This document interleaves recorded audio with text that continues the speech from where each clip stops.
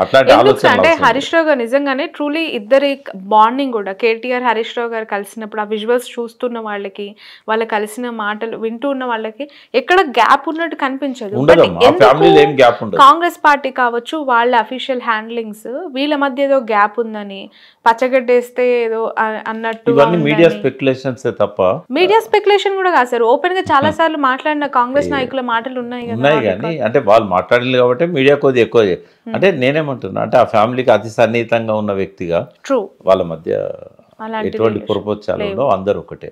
Okay అట్లేమి ఉండదమ్మా. ఒకవేళ రేపు కేటీఆర్ను రేపు ఎలక్షన్స్లో నెక్స్ట్ ఎలక్షన్స్లో కేసీఆర్ గారు గెలిచి నేను ఉండను కేటీఆర్ గారిని ప్రతిపాదిస్తానంటే ఆ ప్రతిపాదన పెట్టేది హౌస్లో కానీ కమిటీ అంటే ఈ మీటింగ్లో హరీష్ రావు గారే పెడతారు. నిజమా సార్? అది అది పక్కా. ఒకవేళ అయితే వాస్తవం ఎట్లుంటుందంటే కేసీఆర్ గారు ఇప్పుడే ఆయన ఎవరికి ఇవ్వడు. నెక్స్ట్ ఒకవేళ అధికారంలోకి టీఆర్ఎస్ వచ్చినా కూడా ముఖ్యమంత్రిగా కేసీఆరే ఉంటాడు, మీరు రాసి పెట్టుకోండి. ఎందుకంటే ఆయన లక్ష్యాలు నాకు తెలుసు, తెలంగాణను ఏం చేయాలనుకున్నది నాకు తెలుసు. ఆయన అనుకున్న లక్ష్యాలు అసంపూర్తిగా ఉన్నాయి.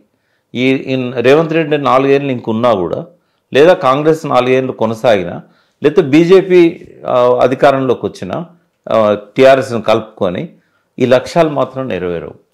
ఎందుకంటే కేసీఆర్కు తెలిసినంతగా తెలంగాణ పట్ల అవగాహన ఇంకొకరికి ఎవరికి లేదు, మాకు కూడా లేదు.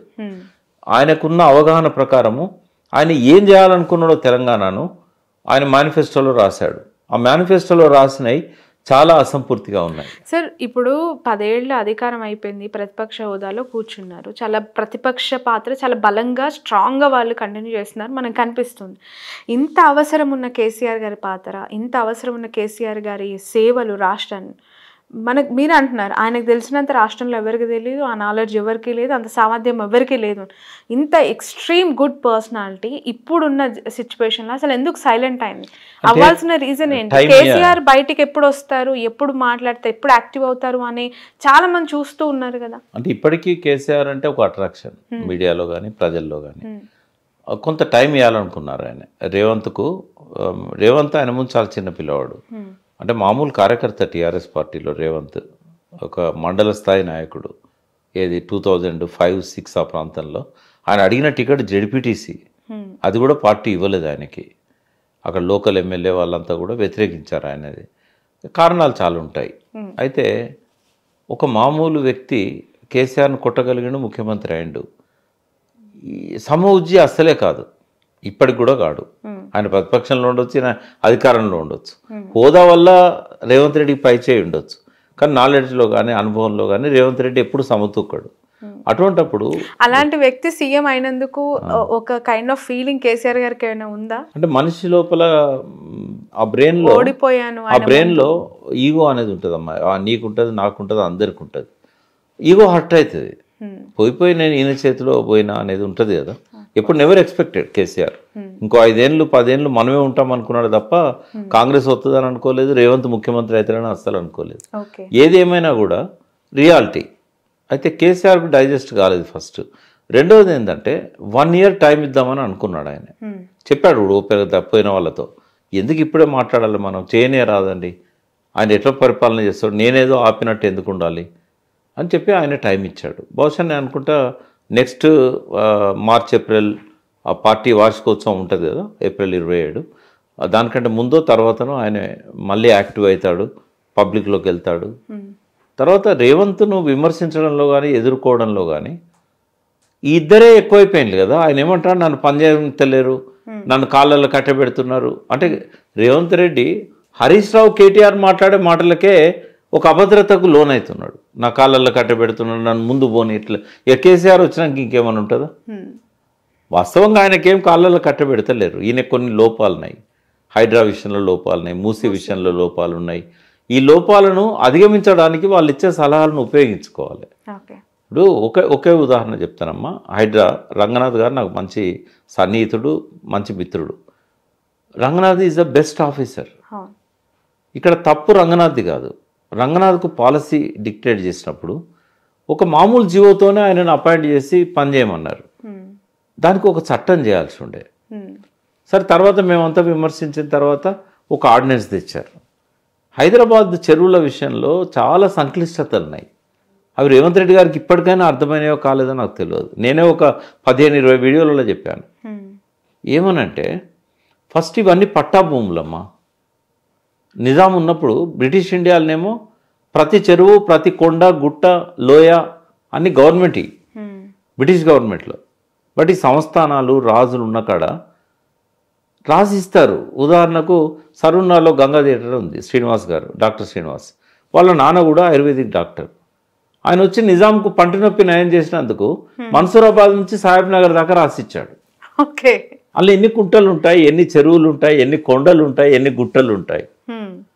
అట్లా తెలంగాణలో ఒక సంస్థానాలు ఉండేది, గద్వాల, రాజాపేట, ఇట్లాంటి చాలా జటప్రోలు అని ఇట్లాంటి సంస్థానాలు ఉన్నాయి. ఆ సంస్థానాలు మొత్తం పట్టాభూములే కదా. అయితే ఇట్లా ఈ దాదాపు 80% చెరువులు హైదరాబాద్లో కానీ బయట కానీ పట్టాభూములలో ఉన్నాయి. సింపుల్ ఏంటంటే పట్టాభూములల్లో పట్టేదారికే రైట్స్ ఉంటాయి, గవర్నమెంట్కి రైట్ ఉండదు. అంతకుముందు వాటర్ యాక్ట్ పెట్టినప్పుడు కానీ తర్వాత సుప్రీంకోర్టు హైకోర్టు జడ్జిమెంట్స్లలో కానీ 2000 సంవత్సరానికంటే ముందు ఈ వాటర్ బాడీస్లల్లో అవి ఎవరి అయినా, ప్రభుత్వాన్ని అయినా ప్రైవేట్ అయినా కన్స్ట్రక్షన్ చేయకూడదనే రూల్ లేదమ్మా. లేదు కాబట్టి necklace road, Lumbini park, NTR సమాధి, ప్రసాద్ ఐమాక్స్ ఇవన్నీ నట్టనడి హుస్సేన్ సాగర్లో వచ్చినాయి. ఫ్లైఓవర్ కూడా, ఖైరతాబాద్ ఫ్లైఓవర్. అంటే ప్రభుత్వ భూమి అయినా ప్రైవేట్ భూమి అయినా ఈ కన్స్ట్రక్షన్లు చేయకూడదు, ఆక్రమించకూడదు అని చెప్పి రూల్ లేదు. పట్టా భూములు కాబట్టి కోర్టు పోయి పర్మిషన్లు తెచ్చుకొని కట్టుకున్నారు, లేఅవుట్లు చేసుకున్నారు. మున్సిపాలిటీ లేఅవుట్లకు పర్మిషన్ ఇచ్చింది పట్టా ఏ చెరువులలో. 2000 సంవత్సరం వరకు ఇదే పరిస్థితి. వాటిని టచ్ చేసే హక్కు ముఖ్యమంత్రికి లేదు, ప్రభుత్వానికి లేదు. బట్ ఇంత ఒక నిమిషం కంప్లీట్ చేయండి. సుప్రీంకోర్టు ఒక జడ్జిమెంట్ ఇచ్చింది 2000 చివరిలో, 2001లో. అది ప్రైవేట్ భూమి అయినా గవర్నమెంట్ భూమి అయినా ఏ భూమి అయినా కానీ చెరువులో ఉంటే కనుక కన్స్ట్రక్షన్ చేయకూడదు. అది వాటర్ ప్రొటెక్షన్ కోసం వాటర్ బాడీస్ని కాపాడాలి. మా అంటే నీళ్లు లేనప్పుడు వ్యవసాయం చేయవచ్చు అన్నది, ఓన్లీ వ్యవసాయం చేయవచ్చు అని. అంటే 2001 తర్వాత వయలేషన్స్ ఏమన్నా ఉంటే ఐడెంటిఫై చేసి వాటిని చేయొచ్చు. బట్ వీళ్ళు ఏం చేశారు, 1970 నుంచి మొదలుపెట్టారు. రెండవది, ఇది ఒక పెద్ద తప్పు. ఇప్పటికైనా హైడ్రా రేపు యాక్ట్ ఈ అసెంబ్లీ సెషన్లో మొన్న ఆర్డినెన్స్ వచ్చింది కాబట్టి దాన్ని చట్టం చేసినట్టయితే దాన్ని సవరించుకోవాలి. రెండవది, ఇప్పుడు ఈ ఇంప్లిమెంట్ చేసే క్రమంలో ఏమైందంటే డ్వెల్లింగ్ హౌసెస్ ఆల్రెడీ ఉంటున్న వాళ్ళని రాత్రి తొలగించి ఇల్లు కూల్చే హక్కు కూడా ప్రభుత్వాలకు లేదు. అది ఇల్లీగల్ కబ్జా అయినా కూడా. మూడో పాయింట్ ఏంటంటే ఎఫ్టీఎల్లోనే డిసైడ్ చేయలేదు హైకోర్టు అన్నది, ముందు మీరు ఎఫ్టీఎల్ డిసైడ్ చేయండి అని. ఓన్లీ 52 చెరువులు తప్ప ఏది జిహెచ్ఎంసీ పరిధిలో 186 చెరువులు ఉంటాయి. మిగతా వాడికి ఎఫ్టీఎల్ డిసైడ్ కావాలి. ఎఫ్టీఎల్ డిసైడ్ కాదు, నువ్వు ఎఫ్టీఎల్ లోపల అని చెప్పి ఎట్లా మార్క్ చేస్తావు? ఈ ఎఫ్టీఎల్ఏ డిసైడ్ కానప్పుడు బఫర్ జోన్ ఎట్లా డిసైడ్ అవుతుంది? ఇవన్నీ లోపాలున్నాయి. అంటే ఇవన్నీ వాళ్ళు విమర్శిస్తున్నారు, ప్రతిపక్షంలో ఉన్న హరీష్ రావు గారు కానీ కేటీఆర్ గారు. వాటిని పాజిటివ్గా తీసుకోవాలి, కరెక్టే కదా, ఇవన్నీ సరి చేసుకోవాలి. సరే, ఇంత జరుగుతున్న ఇంత మొండి వైఖరి హైడ్రా మూసీ విషయంలో ఎందుకు ఇంకా తగ్గట్లేదు? అంటే హైకమాండ్ వరకు కంప్లైంట్స్ వెళ్ళినా వాళ్ళు ఈయనని కొంచెం చూసుకొని వెళ్ళనని చెప్పకపోవడమా? ఈయన తీసుకున్న డెసిషన్స్ పాలసీస్ని హైకమాండ్ యాక్సెప్ట్ చేయటమా? అంటే ఒకటి ఏంటంటే హైకమాండ్కి మహారాష్ట్ర ఎన్నికలప్పుడు బాగా నిధులు అవసరమైనవి. హైడ్రా దానిలో ఒక అంతర్లీనంగా మనకు కనబడేది ఏంటంటే ఈ కన్వెన్షన్ మీద దాడి చేయగానే ఈ పెద్ద పెద్ద బిల్డర్స్ వాళ్ళందరూ కూడా రిక్వెస్ట్ చేసుకున్నారు. సో చాలా డబ్బు చేతులు మారిందనేది నాకున్న అనుమానం.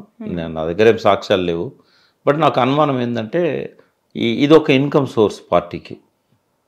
తర్వాత మహారాష్ట్ర ఎన్నికల ప్రచారం అయిపోగానే సరే ఇన్కమ్ రంగనాథ్ గారి గురించి మనం మాట్లాడుకోవాలి. He's very gentle. రంగనాథ్ చేతిలో ఏముంటుందమ్మా? ఇప్పుడు ఉదాహరణకు రంగనాథ్ కన్వెన్షన్ ఓడగొట్టాడు. తెల్లారి పొద్దున ఎవరి ద్వారా ముఖ్యమంత్రి గారిని ప్రసన్నం చేసుకుంటున్నారు అనేది రంగనాథ్కి ఎలా తెలుస్తుంది? ఆయనకు గైడ్ లైన్స్ ఇస్తారు. ఇప్పుడు రంగనాథ్ గారికి ఇచ్చిన గైడ్ లైన్స్ ఏంటంటే ఆల్రెడీ ఉంటున్న ఇళ్ళకి వెళ్ళి ఎవరిని పంపించద్దు, కూడగొట్టద్దు. ఇప్పుడు అది ఇచ్చారు. అయితే పబ్లిక్ ఏమనుకుంటున్నారు, వాళ్ళ తిరుపతి రెడ్డి ఇల్లు కూడా ఉంది కాబట్టి, మజ్లిస్ వాళ్ళ స్కూల్ ఉంది కాబట్టి ఆపేశారు, రెండోది మహారాష్ట్ర ఎన్నికలు అయిపోయినాయి కాబట్టి ఇక వసూళ్ళు ఆగిపోయినాయి, ఇట్లాంటివన్నీ ఉంటాయి. దీనివల్ల ఏమైందంటే ఏది ఉన్నా కూడా పబ్లిక్ ఒక రిలీఫ్ వచ్చిందమ్మా. కన్స్ట్రక్షన్ అయ్యి నివసిస్తున్నాయి మాత్రం రంగనాథ్ గారు ముట్టట్లేదు, అంతవరకు వీ కెన్ అప్రిషియేట్. రెండవది, నేను హైడ్రా సంకల్పాన్ని తప్పుపట్టా, మూసీ సంకల్పాన్ని కూడా తప్పుపట్టా, కానీ ఇంప్లిమెంటేషన్లో ఉన్న లోపాలను సరి చేసుకుంటే ఇది బాగుంటుంది. ఇక మనము పాలన విషయంలో ఇంకా కొన్ని నేను చెప్దాం అనుకున్నా. 89 డాక్టర్స్ డే స్పెషల్ కుటుంబ సభ్యుల మెడిసిన్ పై 50% తగ్గింపు, డాక్టర్ కన్సల్టేషన్ ఉచితం, డైట్ మరియు ఎక్సర్సైజ్ చార్ట్, ఇమ్యూనిటీ బూస్టర్ మరియు ఫ్రీ కౌన్సిలింగ్, అన్ని రకాల అనారోగ్య సమస్యలకు 89 తో పరిష్కారం.